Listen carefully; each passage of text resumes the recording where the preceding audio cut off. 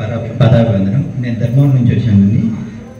స్వామి, మీరు ఇంతకుముందు చెప్పారు సంతోషం వస్తే ఉప్పొంగిపోవడం, దుఃఖం వస్తే నా అంత బాధ లేదు. దాన్ని సమతుల్యం చేసుకోవాలంటే ఏం చేయాలి? సాధన పెంచుకుంటే అన్నిటికీ ఒకటే ట్యాబ్లెట్, 360 రోగాలకు ఒకటే క్రియా ట్యాబ్లెట్. అంటే క్రియ చేస్తే అయిపోయాయి, సమత్వం యోగ వచ్చేది, అన్ని సమంగా తీసుకునే శక్తి కలుగుతుంది అంతనా. కనుక ఇప్పుడు సేవ చేస్తే పుణ్యం పెరుగుతుంది. స్వయం సేవ అంటారు క్రియని. అంటే నీకు నీవు సేవ చేసుకోవడం, ఆత్మకు సేవ చేసుకోవడం. క్రియ చేస్తే మనకు మనం ఆత్మ ఉద్ధరణ చేసుకుంటాం. మనకు మోక్ష స్థితి, మనకు ఆరోగ్యం వస్తుంది, మనశ్శాంతి వస్తుంది, మోక్షం పొందుతాం. మనం సాధన చేసుకుంటే ఆరోగ్య సమస్యలు పోతాయి, సుఖ దుఃఖాలు బ్యాలెన్స్ చేయగలుగుతాము. ఎన్ని దుఃఖాలు వచ్చినా తట్టుకుంటాం, ఎన్ని సంతోషం వచ్చినా తట్టుకుంటాం. సహనం పెరుగుతుంది. ఇంత చిన్న పిల్లవాడు మా మమ్మీ మీద చాలా కోపం వస్తుంది, ఎలా తట్టుకుంటుంది మరి ఫీల్ అవుతుందేమో నేనేమన్నా అంతే అంట. ఇంకొక ముసలావిడ ఉంటుంది, పెద్ద ఆవిడ, ఎందుకో మా పిల్లల మీద చాలా కోపం వస్తుంది స్వామి, ఏమన్నంటే గొడవలు అవుతాయని మనసులో ఇది అంటుంది. అంటే ఈ మధ్యలో మనసుకి సహనం అనేది తగ్గిపోయింది. ఆ సహనం పెరుగుతుంది, శాంతం పెరుగుతుంది, అన్ని సమంగా తీసుకుంటాం. ఎవరైనా కోపమైన మనకు కోపం రాదు. అన్ని గొడవల కారణం కోపమే. పగలు ప్రతీకారాలే. ఎవరైనా మనల్ని దూషించినా పట్టించుకోము, ఎవరైనా పొగిడినా మనము తోడి ఏం చేస్తారో మనతో పనులు చేయించుకుంటారు. మన అంతా కూడా మనం ఇచ్చేది బాగా ఈయన గ్యాస్ కొడుతున్నారు అంటారు. అప్పుడు ఏం చేస్తారు, మనం ఉబ్బిపోయి మనని వాడుకుంటారు. అట్లా కూడా దాన్ని బ్యాలెన్స్ ఇవ్వాలి. మనం వివేకం పెరిగి అది బ్యాలెన్స్ చేసుకోగలగాలి. మనకు అట్లా పొగిడినా కానీ తెగిడినా రెండు సమానంగా తీసుకోగలగాలి. విచారణ చేయాలి. విచారణతోటి ఇది మనకు సాధ్యమవుతుంది. ఇంకొకటి సాధనని పెంచుకున్నప్పుడు అన్ని సమతుల్యంగా తీసుకునే శక్తి పెరుగుతుంది. ఇంకెవరైనా ఉన్నారా? మీ సందేహాలు ఏమైనా ఉంటే అడగండి.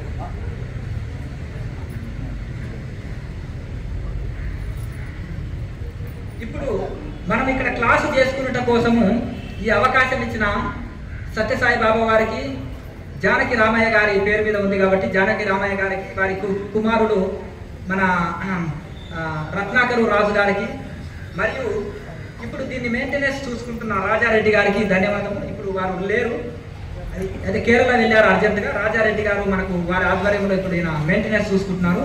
మనకి అవకాశం ఇచ్చిన వారందరూ కూడా ధన్యవాదాలు. ఇప్పుడు ఈ క్లాసుకు చురుకుగా పాల్గొని మా పాత సాధకులు రామకృష్ణారావు గారు ఇక్కడ రావాల్సిందిగా కోరుతున్నాము. ఆయన అంత పెద్ద మనిషి, ఏదో జీవితాంతం వాళ్ళ అమ్మమ్మల ఊరు ఇదే, ఇక్కడే పుట్టాడు, పుట్టపర్తిలో, పక్క ఊరే ఆయనది, ఇక్కడే పుట్టాడు. అయితే ఇంకొకటి, రిటైర్మెంట్ అయిన తర్వాత ఒక 4 సంవత్సరాల కింద గోవిందాయపల్లి ఆశ్రమం వచ్చాడు, సాధన తెలుసుకున్నాడు. ఇక గుళ్ళ కూర్చొని 7-8 గంటలు ధ్యానం చేస్తుంటే చిన్న పిల్లకాయలు ఉంటారు కదా, ఓం నమ శివాయ స్వామి అంటారు ఆయనని. లుంగి కట్టుకొని పోతాడు కదా, గుండు చేసుకుంటాడు. ఎప్పుడు ఆయనకు 75 ఏళ్ళు ఉంటాయి. 7-8 గంటలు సింగిల్ సిట్టింగ్లో ధ్యానం చేసే శక్తి పొందాడు 3 సంవత్సరాల లోపల. ఎందుకు? యమ నియమాలు పాటించి, ఆహార నియమాలు పాటించి, మేము చెప్పింది తూచాగా పాటిస్తున్నాడు కాబట్టి ఆ పెద్ద ఆయన ఆ స్థితికి చేరుకున్నాడు. చిన్నప్పుడు సంది ఏదో దేవుడు అంటే దండం పెట్టుకోవడం కానీ ఇంకా యోగాలు గురువులు అన్నీ ఏం తెలియదు ఆయనకి. ఈ 3 ఏళ్ల లోపలనే ఇంత లేటుగా నేను ఆధ్యాత్మికంలో వస్తున్నాయి అని ఒక కసితోటి ఈయన సుభద్రమ్మ గారితో కానీ తూర్పుగోదావరి జిల్లాలో రంగాపురంలో ఉంటుంది, అమలాపురం పక్కన. ఆమె కూడా కేచర్ ముద్ర సంపాదించుకున్నది ఒక 9 గంటలు సింగిల్ సిట్టింగ్లో కూర్చుంటుంది ఆమె. అంటే ఒక తపన, నేను ఏదో సాధించాలని ఒక తపనతోటి అనమాట. అంటే వృద్ధులు మేమేం తక్కువేం కాదు, యువకులతో పోటీ పడతాం అనే స్థితిలో చక్కగా సాధన చేస్తున్నారు. ఈ వాలంటీర్ సర్వీస్ చురుకుగా బాగా పనిచేశారు ఈ పెద్ద ఆయన.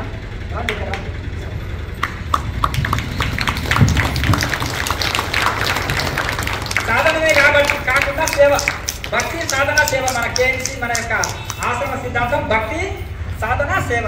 సత్యసాయి బాబా వారు కూడా ఇదే చెప్పారు, అంతేనా కదా? భక్తి సాధన సేవ.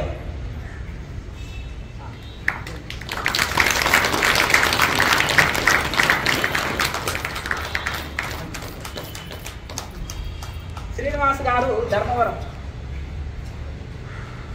ఈయన కూడా మన పాత సాధకుడు. 2014లో ధర్మవరంలో క్లాస్ చేస్తే వచ్చారు. అప్పటి నుంచి కంటిన్యూగా క్రియా సాధన చేస్తున్నాడు. చాలా శ్రద్ధ. ఆయన ప్రతి పౌర్ణానికి వచ్చేవాళ్ళు. వీరు ఆదిశేషులు ఇద్దరు కలిసి, వీళ్ళ అన్నయ్య కొడుకు ఆదిశేషులు, ఈయన శ్రీనివాసులు గారు రెగ్యులర్గా వచ్చేది. ప్రతిసారి పౌర్ణమి ఎప్పుడో చూసుకొని 15 రోజుల ముందు టికెట్ బుక్ చేసుకొని గోవిందాపల్లికి వచ్చేది. రెగ్యులర్గా వచ్చి సాధన చేసుకునే వాళ్ళు. వీళ్ళు మంచి శ్రద్ధావంతులు, సేవా తత్పరులు. ఈ క్లాస్కు మంచిగా వాలంటీర్ సర్వీస్ చురుకుదనంగా పాల్గొన్నారు.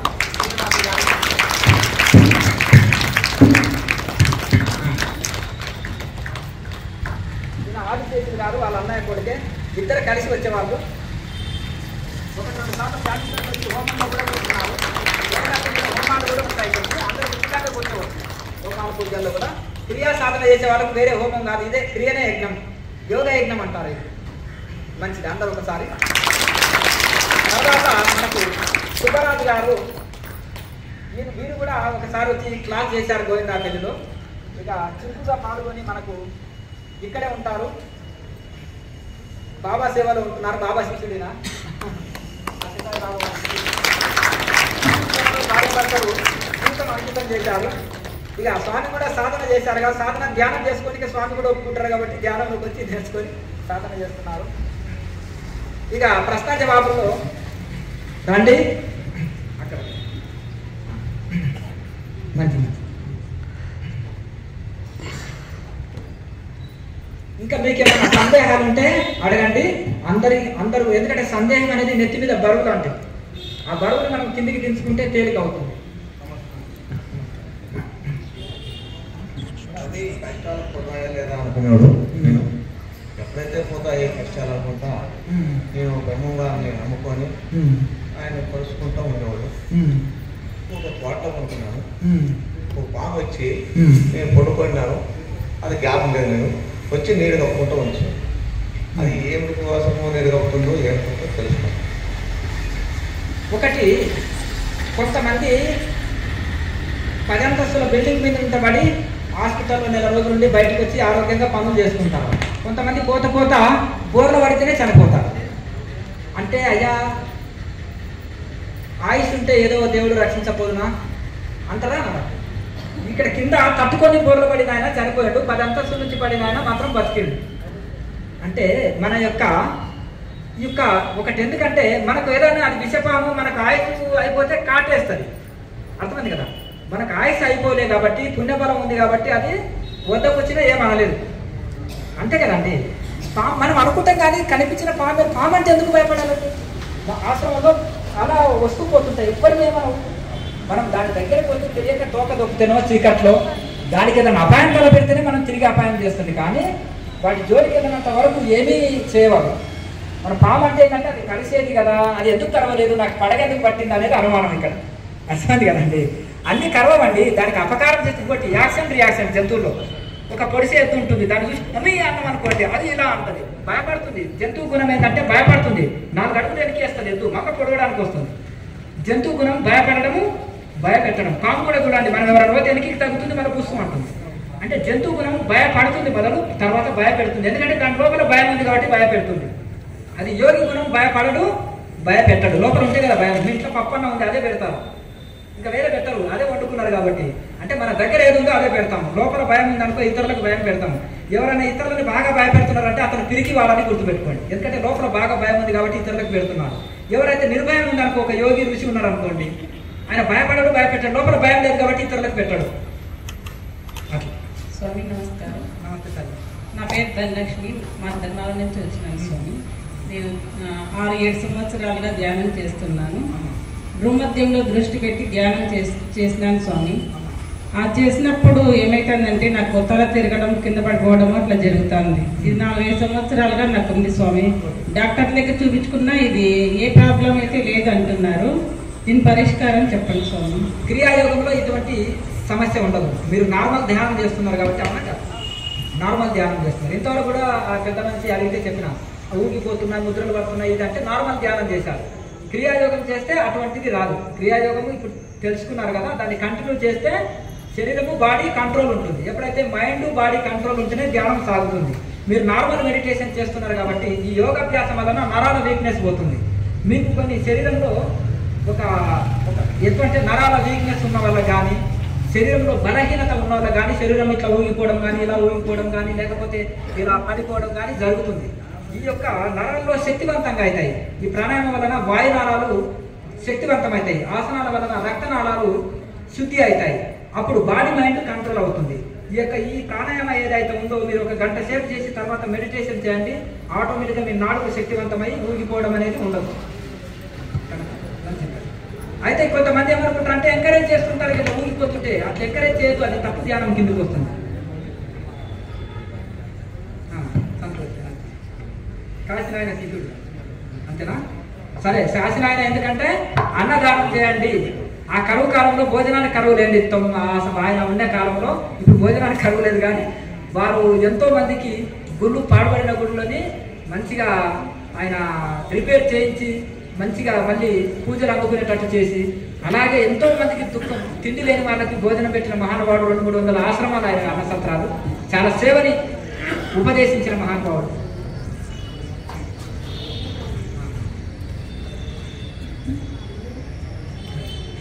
గురుగారు నమస్కారం అండి. నా పేరు సౌమ్య. నేను బెంగళూరు నుంచి వచ్చాను. నేను లాస్ట్ సెప్టెంబర్ ఒక 1 year నుంచి మీ యూట్యూబ్లో మీ వీడియోస్ చూసి క్రియా యోగా చేస్తున్నానండి. కాకపోతే లేదండి, రికార్డెడ్ చూసి చేస్తున్నాను. కానీ నాకు కేచరి ముద్ర కూడా వచ్చింది. నవంబర్లో కేచరి ముద్ర వచ్చింది. కాకపోతే ఒక 2 months కంటిన్యూస్గా క్రియాయోగా చేస్తున్నప్పుడు నాకు ఇక్కడ నొప్పిగా ఉంది. అది నేను చేయడంలో ఏమైనా తప్పు చేస్తున్నానో ఏంటంటే శ్వాస కూడా అప్పుడప్పుడు నేను దీర్ఘంగా తీసుకోవాల్సి వస్తుంది. మధ్యలో మానేస్తే పర్వాలేదు, మళ్ళీ మానేసి అయ్యో మానేస్తున్నానని మొదలుపెట్టి మళ్ళీ చేయొద్దా అని మళ్ళీ మొదలుపెట్టినప్పుడు మళ్ళీ ఇక్కడ పెయిన్ వస్తుంది. అయితే ఇక్కడ మనము నాలుక చిన్నగా ఉన్నప్పుడు ఏం చేస్తామంటే దాన్ని భర్తకి వెనక్కి లాక్కొని ఇలా కూర్చే వరకు ఇవన్నీ లాగుతాయి నరాలు. అర్థమైంది కదా?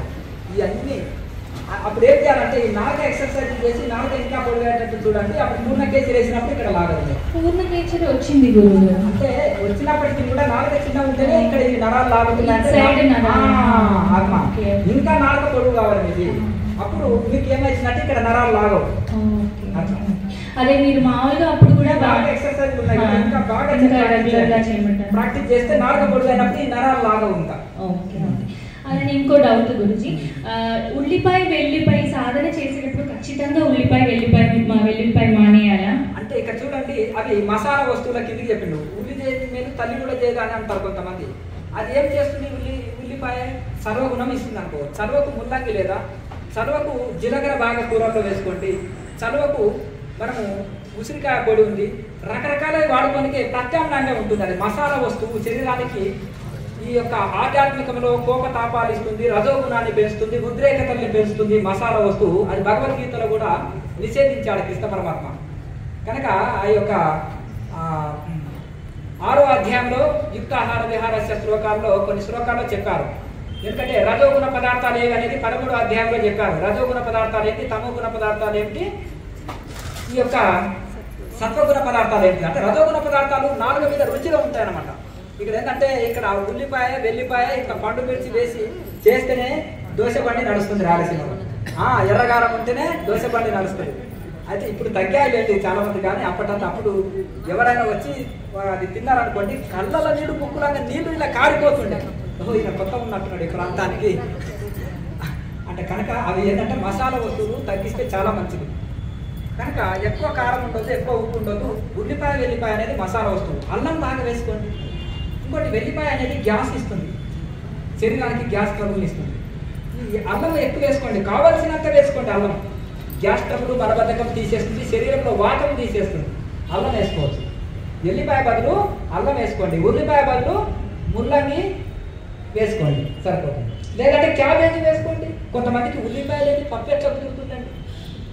ఒక పండితుడు చెప్పాడంట ఉల్లిపాయ మసాలా వస్తువు తినకండి అని చెప్తే వాళ్ళ ఆవిడ కూడా అక్కడ ఉండి విన్నది. ఉల్లిపాయ లేని పప్పు ఎలా కుదురుతుంది, మొహం లాగా ఉంటుంది. అసలు ఏంటంటే మీ ఉపన్యాసం ఏంటంటే మందికి చెప్పిన పిచ్చి మొండ, నీకు కాదు మనకు కాదు అది అన్నాడంట. మందికి చెప్పిన ఉపన్యాసం. అలాగే మీరు కొంతమంది ఉల్లిపాయ పప్పు చేసుకోవాలని ఉంటుంది. అప్పుడు ఏంటంటే క్యాబేజీని కోసి మంచిగా హాయిగా క్యాబేజీ పప్పు చేసిన అనుకో ఉల్లిపాయ పప్పు లాగానే ఉంటుంది. క్యాబేజీని ఉల్లిపాయ బదులు క్యాబేజీ ముల్లంగి వాడండి, వెల్లిపాయ బదులు అల్లము బాగా వాడండి, సరిపోతుంది. గురుగారు అయితే కేచర్లో అమృతం రావాలంటే కూడా ఉల్లిపాయ వెల్లిపాయ ఖచ్చితంగా మానేయాలి. అంటే ఉల్లిపాయ వెల్లిపాయ నోట్లో దుర్వాసన వస్తుంది, నోరు తిరగదు, మసాలా వస్తువు శరీరానికి హాని తలబెడుతుంది. కనుక ఈ యొక్క ఉప్పు కారాలు తగ్గించాలి. కేచర్లో నాలుక మంట పెట్టినప్పుడు నాలుక మండుతుంది, ఇబ్బంది ఉంటుంది. మీరు చప్పగా తీసుకున్నప్పుడు సుఖంగా ఉంటుంది. కనుక భోజనం చేసిన తర్వాత కూడా శుద్ధమైన అరటిపండు ఒకటి తిన్నారనుకో నాలుక టేస్ట్గా ఉంటుంది. కేచర్ ముద్రలో చాలా బాగుంటుంది. అలాగే ఇంకొకటి నాలుక పూర్తిగా పొడవు ఇంకా పెరగాలి, సైజు పెరగాలి. తర్వాత ఇంకా బాగా సాధన చేస్తూ ఉన్నాక చక్కటి కేచరి ముద్రలో ఉండి ప్రాణాయామ పర్ఫెక్ట్ చేసిన తర్వాత కొంతకాలానికి ఆటోమేటిక్గా అమృతం వచ్చేస్తుంది. అది శరీరానికి కూల్ ఇస్తుంది, మనకు ఎంతో అంటే తన్మయత్వ స్థితిని అనిపిస్తుంది. ఇంకొక డౌట్ గురువు, అయితే అందరూ ఇప్పుడు కలియుగం అంటున్నారు కదా, కానీ నేను శ్రీ యుక్తేశ్వర గిరి గారి పుస్తకంలో చదివాను, కలియుగం అయిపోయింది, ద్వాపర యుగం వచ్చేసింది, ఇప్పుడు ద్వాపర యుగంలో ఉన్నామని. అది ఏది కరెక్ట్ అంటారు? కలియుగంలోనే ఉన్నామా లేకపోతే అది అయిపోయి ద్వాపర యుగంలో వచ్చినామా మనం? కలియుగంలో కృతయుగంలో నరులు ఉంటారు, కృతయుగంలో కూడా కలియుగం నరులు ఉంటారు. హిరణ్యాక్షుడు, హిరణ్యకశపుడు, రావణాసురుడు వాళ్ళ కలియుగం మనుషులు కృతయుగంలో పుట్టారు. ద్వాపర అంటే కృతయుగంలో హిరణ్యాక్షుడు, హిరణ్యకశపుడు కృతయుగంలో ఉన్నారు. మరి ద్వాపర యుగంలో రావణాసురుడు ఉన్నాడు. అలాగే ఈ విధంగా మనకు ఈ కాలంలో కూడా కలియుగంలో కృతయుగం మనుషులు ఉన్నారు, కృతయుగంలో కలియుగం మనుషులు ఉన్నారు. ఎవరైతే దైవారాధన చేసుకుంటూ శాంతయుతంగా సాత్విక భావనలతోటి దయా దాక్షిణ్యం కలిగి దాన ధర్మం చేస్తూ మంచి గుణాలతో దైవారాధన చేస్తూ తోటి జీవులకు హాని లేకుండా సర్వజీవులకు మేలు చేస్తూ ఉన్నారనుకోండి, వీళ్ళంతా కృతయుగం మనుషులే. ఇక ప్రజలను పీడించే వాళ్ళు కలియుగ యొక్క కృతయుగంలో ఉన్న వాళ్ళు కలియుగ నరులే. అట్లా క్యారెక్టర్ని బట్టి యుగాన్ని మనం నిర్ణయం చేయాలి తప్ప, అంటే కాకపోతే కృతయుగంలో సత్యాత్ములు ఎక్కువ ఉన్నారు, అధర్మము తక్కువ ఉన్నది. కలియుగంలో అధర్మం ఎక్కువ ఉంటుంది, సత్యనిష్టాపరులు తక్కువ ఉంటారు. ఇంతే భేదం. ఇప్పుడు ఏ యుగం నడుస్తుందంటారు? కలియుగం నడుస్తుంది కానీ కలియుగంలో కృతయుగం వాళ్ళు ఉన్నారు, కలియుగం వాళ్ళు ఉన్నారు, అన్ని యుగాల వాళ్ళు ఉన్నారు. మిక్సింగ్ గుణాలు అంటారు. తమో గుణం కొంతమందికి ఉంటుంది, రజోగుణం కొంతమందికి ఉంటుంది, సత్వగుణం కొంతమందికి మిక్సింగ్ గుణాలు ఉంటాయి. ఇవన్నీ మిళితం అయి ఉంటాయి. అన్ని గుణాలు ఒక్కొక్కటి హైలైట్ డామినేషన్ చేస్తుంది గుణం. అలాగే ఇక్కడ కూడా కలియుగంలో అన్ని యుగాల వాళ్ళు ఉంటారు, కలియుగమే నడుస్తుంది. ఆ పుస్తకంలో కలియుగం ద్వాపర యుగంలో ఉన్నామని అందుకే డౌట్ వచ్చి అట్లా కాదు, అచ్చు ప్రింటింగ్ మిస్టేక్ కావచ్చు. ఎందుకంటే ఇక్కడ మనం ఏమనుకుంటాం, మంచి వాళ్ళతోటి స్నేహం చేయాలి అనుకున్నప్పుడు ఏం చేయాలంటే, ఇక్కడ కృతయుగం మనుషులు కూడా ఉంటారు కలియుగంలో. అంటే నిత్యం సాధన చేసుకొని మంచి క్యారెక్టర్తో మంచి గుణం ఉన్న వాళ్ళు ఉంటారు అనుకోండి, వాళ్ళంతా కూడా సజ్జన సాంగత్యం చేయొచ్చు, వాళ్ళతో మనం కలిసి ఉండొచ్చు. అట్లా కనుక ఎందుకంటే మనం ఏం చేయాలంటే ఈ యొక్క గుణాన్ని బట్టి యుగం ఉంటుంది. ఇక్కడ అన్ని యుగాల్లో మంచి వాళ్ళు ఉంటారు, చెడ్డ వాళ్ళు ఉంటారు. ఇంకా ఏమైనా సందేహాలు అడిగే వాళ్ళు ఉన్నారా? ఉంటే ముందుకు రండి. ఎవరు లేరా? ఓకే, సంతోషం. అయితే ఇక్కడ చూడండి, ఎవరైనా వచ్చి ఇక్కడ నిలబడవచ్చు, నేను కంటిన్యూషన్ మాట్లాడుతుంటాను. అయితే నిత్య జీవితంలో ఆధ్యాత్మిక సాధనలకు వచ్చినప్పుడు మన జీవన విధానం ఎలా ఉండాలి? నిత్య జీవితంలో యోగము, నిత్య జీవితంలో ఆహారపు అలవాట్లు, నిత్య జీవితంలో హ్యాబిట్స్, మన యొక్క అలవాట్లు. ఇప్పుడు నిత్య జీవితంలో యోగము చెప్పుకున్నాం. నిత్య జీవితంలో ఇంతవరకు యోగం ఎట్లా ఉపయోగపడుతుంది మనం ప్రారంభ ఉపన్యాసంలో చెప్పుకున్నాం. ఎందుకంటే ఆరోగ్యం సరిలేదు, మానసిక ప్రశాంతత లేదు, మోక్షం కావాలని కోరిక ఉంటుంది. ఈ 3 లాభాలు యోగం ద్వారా మనకు అందుతాయి. నాడి మండల శుద్ధి అవుతుంది, ఆరోగ్యం లభిస్తుంది, మనసుని నిలకడ చెంది భగవంతునిలో లయం చేసేటట్టు యోగము ఉపయోగపడుతుంది. ఇప్పుడు ఉదయం తెల్లవారుజామున 3 నుంచి 6 వరకు మనకు ఏ డ్యూటీలు ఉండవు. ఉదయం అయితేనే మనకు డ్యూటీలు ఉంటాయి, ఆ టైంలో 1 గంట సాధన. సాయంత్రము 5 లోపలనే గవర్నమెంట్ జాబ్, మనకు ఉద్యోగం ఏది ఉన్నా కానీ 6 లోపల మనకు ఏ డ్యూటీలు ఉండవు. 6 నుంచి 9 లోపల చల్లటి వాతావరణం ఉంటుంది. సూర్యుడు ఉన్నప్పుడు హీట్ ఉంటుంది వాతావరణం. ఇది సూర్యుడు వెళ్ళిపోయిన తర్వాత, సూర్యుడు రాకముందు చల్లటి వాతావరణము యోగానికి అనుకూలమైన వాతావరణం. అప్పుడు మనకు డ్యూటీ కూడా ఉండదు, ఆ టైంలో మనము సాధన చేసుకోవాలి. అయితే తెల్లవారుజామున 3 నుంచి 6 లోపల 1 గంట, సాయంత్రం 6 నుంచి 9 లోపల 1 గంట సాధన చేసుకోవాలి. ఇక ఆహారపు అలవాట్లు, పొట్టని భగవద్గీతలో చెప్పినట్టుగా యుక్తాహార విహారస్య యుక్త చేష్టస్సు కర్మసు యుక్త స్వప్నావబోధస్య యోగోభవ దుఃఖం.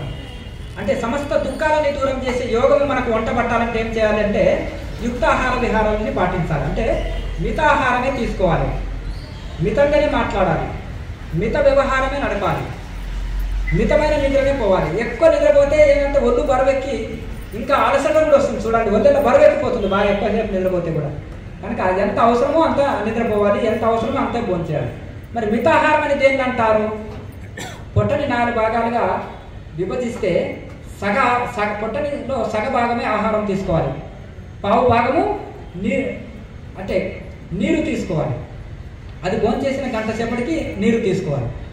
ఇంకొక పావు భాగము ఖాళీగా వదిలిపెట్టాలి, శ్వాస తీసుకొని వదిలిపెట్టాలి, శ్వాస కోసం. కనుక దీన్ని మితాహారం అంటారు. ఇది మనకు చాలా ఆరోగ్యానికి చాలా మేలు చేస్తుంది. ఎక్కువ ఆహారం తీసుకున్న రోగమే, తక్కువ ఆహారం తీసుకుంటే శరీరం నిలవదు, మితాహారం తీసుకుంటే చక్కటి ఆరోగ్య స్థితి లభిస్తుంది. కనుక దీన్ని మితాహారం అంటారు. కనుక ఉప్పు కారము ఇవి కూడా షడ్రుచులు అవసరమే శరీరానికి, కానీ మితంగా ఉండాలి. కారం ఎక్కువ తీసుకుంటే బీపీ పెరుగుతుంది, పులుపు ఎక్కువ తీసుకుంటే అల్సర్ వస్తుంది, తీపి ఎక్కువ తీసుకుంటే షుగర్ వస్తుంది. కనుక మితంగా ఎంత అవసరం అంత తీసుకుంటే అన్నీ కంట్రోల్ ఉంటాయి. కనుక మన శరీరంలో ఏ రకమైన విటమిన్, చాలా మంది కంటి చూపు పెరుగుతుంది ఏం చేయాలంటారు. ఏ విటమిన్, సి విటమిన్ ఆహారం ఎక్కువ తీసుకోవాలి. ఆకుకూరలు, పాలకూర, క్యారెట్ కొన్ని ఉంటాయి. దానికి సంబంధించిన ఆకుకూరలు ఏది తీసుకున్నా కంటి చూపు బాగా పెరుగుతుంది. లివర్ సమస్యలు అభివృద్ధి అంటారు. కొనగంటి కూర రోజు చేసుకొని తినండి, పప్పులో వేసుకోండి, ఫ్రై చేసుకోండి, వండుకోండి, ఏ రకంగా లేకపోతే దాని పౌడర్ని తేనెలో తీసుకోండి, తినగలండి. ఇక ఏది చేసినా అది ఉండాలి. మోకాళ్ళ నొప్పులండి, కాల్షియం తక్కువ ఉంది, ఎముకలు అరిగినాయి అంటుంటారు.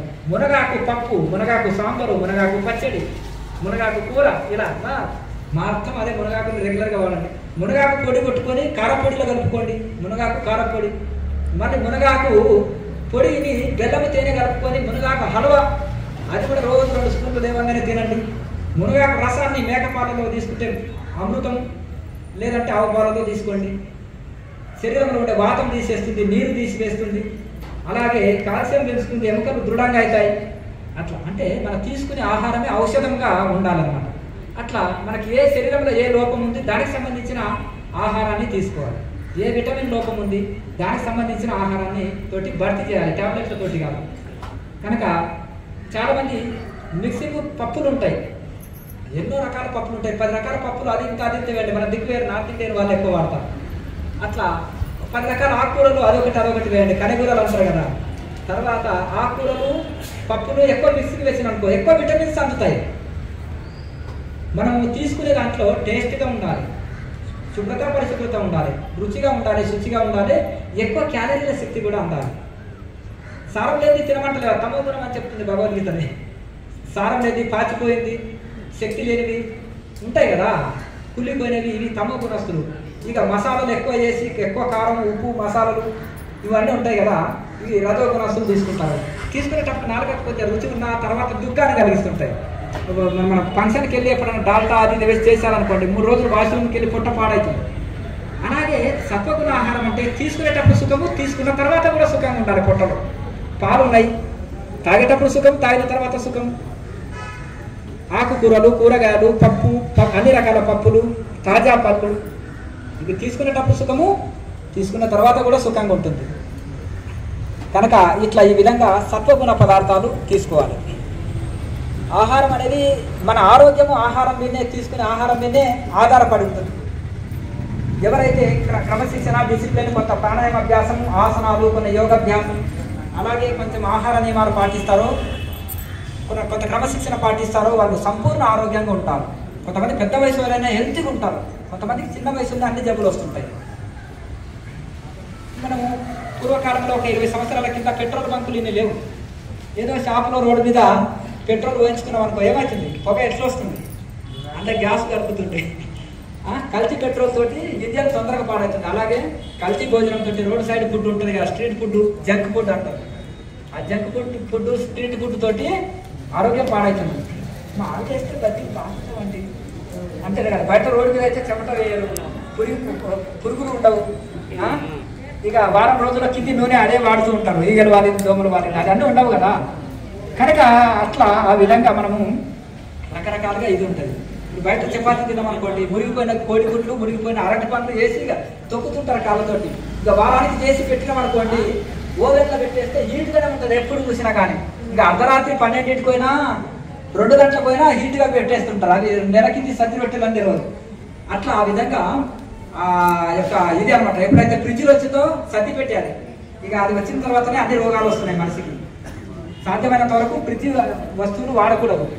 రాత్రి సల్లన్నం మిగిలితే అడుక్కునే వాళ్ళు వస్తే పెట్టేవాళ్ళు. ఇంకా పుణ్యం వచ్చేది, నాకు ఆరోగ్యం రక్షింపబడేది. వాళ్ళు రాకుండా అయిన తర్వాత ఈ ఫ్రిడ్జ్ ఎప్పుడైతే వచ్చిందో మంచి కూర అండి రేపు తినొచ్చు అని ఫ్రిడ్జ్లో పెట్టినామనుకోండి, ఇక వాళ్ళకి పుణ్యము వస్తలేదు, మళ్ళీ పైగా రోగం వస్తుంది. వాళ్ళు కూడా అమ్మ ఫ్రిడ్జ్లో వచ్చినాక మనకు పెట్టకుండా అయిపోయినని వాళ్ళు రాకుండా అయినారు. అర్థమైందా? కనుక రెండు నష్టాలు జరుగుతున్నాయి. పుణ్యం వస్తలేదు, అటు ఆరోగ్యం పాడవుతుంది. ఎంత మంచిదైనా పూర్వీకులు చూడండి, మిగిలింది అక్కడ అడుక్కునే వాళ్ళకి పెట్టేసేయండి అని పెట్టేవాళ్ళు. అట్లా కనుక ఈ విధంగా మనము ఆరోగ్యాన్ని రక్షించుకోవాలి. కనుక భోజనం చేసిన 1 గంట తర్వాత నీరు తాగాలి. ఇంకొకటి, వరి అన్నంని బాగా తింటున్నారు, అందులో షుగర్ లెవెల్స్ ఎక్కువ ఉన్నాయి. పూర్వకాలంలో చూడండి, ఇవి మిల్లెట్స్ ఉంటాయి, అవి రాగులు, కొర్రలు, ఆడకలు, సామలు ఇవన్నీ బాగా పండించేవారు. సాధ్యమైనంత వరకు ఇవి పచ్చజొన్న రొట్టె ఉంటుంది. పచ్చజొన్న సంకటి కానీ పచ్చజొన్న రొట్టె తింటే మోకాళ్ళ నొప్పులు రాదు, గ్యాస్ ట్రబుల్ ఉండదు, షుగర్ ఉండదు. షుగర్ లెవెల్ కంట్రోల్ అవుతాయి. ఇంకొకటి, రాగులు జొన్నలు, పచ్చజొన్నలు రాగుల్ని రెండింటిని కాంబినేషన్ ఉంటుంది. అంబలి కాసిన అంటే జావ కాసిన, రొట్టె చేసిన, సంకటి చేసిన చాలా ఈ రెండింటికి ఇది ఉంటుంది, అనుసంధానం ఉంటుంది. కనుక సాధ్యమైనంత వరకు మన పూర్వీకులు ఎందుకు ఆరోగ్యంగా ఉన్నారంటే వాళ్ళ ఆహారం నిలవాట్లు, మందులు లేని తిండి, హైబ్రిడ్ లేవు. పూర్వకాలంలో చూడండి, ఏదైనా కూర చిక్కుడు ఎంత టేస్ట్ ఉండేది, చిక్కుడుకాయ ఎంత టేస్ట్ ఉండేది. ఇప్పుడు హైబ్రిడ్ ఏదైతే వచ్చినో టేస్ట్ లేదు. కనుక మందులు లేకుండా పండించుకోవాలి సాధ్యమైనంత వరకు. సేంద్రియ వ్యవసాయం. మేము ఆశ్రమంలో మందులు కొట్టాము. మస్తు చెప్పొచ్చు స్వామి మైకు పట్టుకుని ఉపన్యాసము, కానీ ప్రాక్టికల్ చూపించడం ఏంటంటే మేము పండించే దాంట్లో మందులు లేవు. ఆవు పేడ, బూడిద, కొమ్మలు నడుపుతాం కదా, ఆకులు ఇవన్నీ ఒక దగ్గర వేసి అంటించిన బూడిద వంట చేస్తాం కర్రల పొయ్యి మీద. మా ప్రోగ్రామ్ రోజు కర్రల పొయ్యి మీదే వంట. ఆ బూడిద ఉంటుంది కదా, ఇదంతా బూడిద వేస్తాం, నల్ల మట్టి వేస్తాం, లేదా బూడిద వేస్తాం, లేదా మనకు ఆవుల పేడ ఇది వేస్తాం. దాంతో హాయిగా ఇది చేసుకోవచ్చు. సాధ్యమైనంత వరకు మనం పెరట్లో కూడా పండించుకోవచ్చు. ఇప్పుడు చూడండి, చిన్న చిన్న తొట్లు పెట్టుకొని ప్లాస్టిక్ డబ్బాలలో కూడా, బకెట్స్లలో కూడా రూఫ్ గార్డెన్ అని పెట్టుకొని కూరగాయలు పండిస్తున్నారు. తోట పని చేయడం వలన పచ్చదనం ఉంటుంది, పక్షులు వస్తాయి, చల్లటి ఆక్సిజన్ అందుతుంది, కూరగాయలు మంచి మందులు లేని తిండి పండించుకోవచ్చు. సాధ్యమైనంత వరకు మన ఆరోగ్యాన్ని మనము రక్షించుకోవాలి, చాలా ఇది చేసుకోవాలి. కనుక ఆ విధంగా మనము ఉదయం గంట, సాయంత్రం గంట మన ఆరోగ్యం కోసము, మన శాంతి కోసము, మన కోసం మనము సాధన చేయాలి. ఇక్కడ మనకు ఈ ప్రోగ్రాం చక్కగా జరుగుట కోసం వాలంటరీ సర్వీస్ అందించిన బాలచంద్రయ్య గారు, రైతు ఆయన, చంద్రశేఖర్ గారు, కొండలరావు గారు, నాగరాజు గారు, సత్యనారాయణ గారు ఇక్కడికి రావాలి. లోపల ఉన్నారా? సరే, సంతోషం. ఇంకా అయితే ఆ విధంగా మనము రోజు మన కోసం మనం సమయం వెచ్చించుకోవాలి. ఇప్పుడు ఏమనుకుంటా అంటే, నేను చాలా బిజీ అండి, ఇప్పుడు యమధర్మరాజు వచ్చిందండి, ఏమనుకుంటారు, సార్ నాకు టైం లేదు, రేపు వస్తాలేండి అంటే, ఆఫీసులో అయితే ఎట్లా ఆయన మేనేజ్ చేసుకోవచ్చు, కానీ ఆయన విన్నాడు, వెంబడే తీసుకొని పోతాడు. నో టైం అంటే కుదరదు. కనుక మనం రెడీ అయి ఉండాలి. మీకోసం వెయిటింగ్ అండి, నేను మీ వెహికల్ వస్తుందని వెయిటింగ్ చేస్తున్నా అంటారు కదా. ఎక్కడైనా ప్రయాణం ఉంటాం, మన ఫ్రెండ్ వస్తున్నారు, అయ్యా మీకోసం వెయిటింగ్, బ్యాగ్ పట్టుకొని రెడీ ఉన్నా అన్నట్టుగా ఆయన వచ్చినప్పుడు మీకోసం వెయిటింగ్ అండి, నేను రెడీగా ఉన్నాను అన్న యమధర్మరాజు వచ్చినా కానీ, అంతేనా కదా. కనుక ఆ విధంగా మనము నాకు టైం లేదు, బాధ్యతలు నెరవేరే, పిల్లల పెళ్లిళ్ళు ఉన్నాయి, మనవల్ల పెళ్లిళ్ళు ఉన్నాయి, ఇంకా కొన్ని ఇది చేసేది ఉంది, అది చేసేది ఉంది అంటే ఆయన వినడు. మనం అంటే యోగ మార్గం ద్వారా సుష్మన నాడి ఇదే. మనం ఉత్తరాయణం అంటే సుష్మన నాడి, దక్షిణాయనం అంటే ఈడా పింగళ నాడి. మేరుదండంలో 3 నాడులు ఉంటాయి. ఈడా పింగళ నాడి ఉంటే దేహం వదిలితే అది దక్షిణాయనం, సుష్మన నాడి ఉంటే దేహం వదిలితే అది ఉత్తరాయణం. ఉత్తరాయణంలో క్లీన్గా ఉండి మనం ఎదురు చూస్తుంటాను. ఎప్పుడంటే అప్పుడు పరమాత్మలో లీనమై మోస స్థితి అందుకుంటాను. పూర్వకాలంలో చిన్నప్పుడు పెళ్ళిళ్ళు కదా, పెళ్ళి అంటే సంబరపడేవాళ్ళు, కొత్త బట్టలు, కొత్త అత్తగారు, మంచి ఇవి ఉండేది. తర్వాత ఇది ఏంటంటే యోగికి మరణం అంటే సంబరం, ఎందుకంటే మోక్ష స్థితిని అందుకుంటాడు. ఉప్పు బస్తం వచ్చేవాడు కాక బరువే. రమణ మహర్షి అంటాడు, యోగులకు ఎక్కువ కాలం బ్రతకాలని ఉంటుంది, అంటే బ్రహ్మజ్ఞానము వచ్చిన తర్వాత ఉప్పు బస్తలాగానే శరీరం వేయడం. అట్లా అందరూ భోజనం చేసుకోండి, మంచిగా రోజు సాధన చేసుకోండి. కేఎంసీ ఛానల్లో ప్రాక్టికల్ వీడియోలు ఉన్నాయి, లైవ్ క్లాసులు వస్తాయి. దాన్ని ప్రాక్టికల్ వీడియో ముందు పెట్టుకొని రోజు ప్రాక్టీస్ చేయండి. తర్వాత ప్రశ్న జవాబులు వీడియో చూసుకొని మీ సందేహాలు తొలగించుకోండి. అప్పుడప్పుడు క్లాసులు జరిగినప్పుడు అటెండ్ కావాలంటే అటెండ్ కాండి. రోజు సాధన చేసేది తరించండి.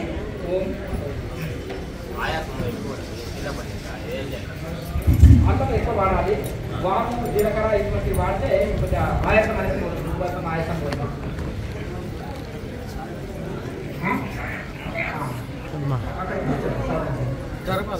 వీళ్ళందరూ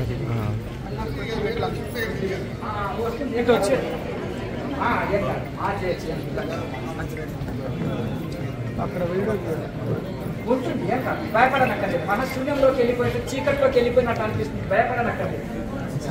హీట్ తగ్గడానికి ఉసిరికాయ, ఇంకోటి పట్టికాయ ఏదో పట్టిక గడ్డానికి రాసుకునే పట్టిక తినచ్చా? పట్టిక గడ్డానికి రాసేది తినొచ్చు, ఏం కాదు. పొడి చేసి ఇది అది ఒక దగ్గర కలిపి బియ్యం కడిగిన నీళ్ళలో, ఒక స్పూన్ బియ్యం కడిగిన నీళ్ళలో ఒక పెద్ద గ్లాసు బియ్యం కడిగిన నీళ్ళు, ఒక టీ స్పూన్ అంతా రెండింటిని మిక్సీ పొడి కలుపుకోవాలి. అలా ఒక నెల రోజులు వాడితే శరీరంలో ఉండే ఎటువంటి హీట్ అయినా వెళ్ళిపోతుంది.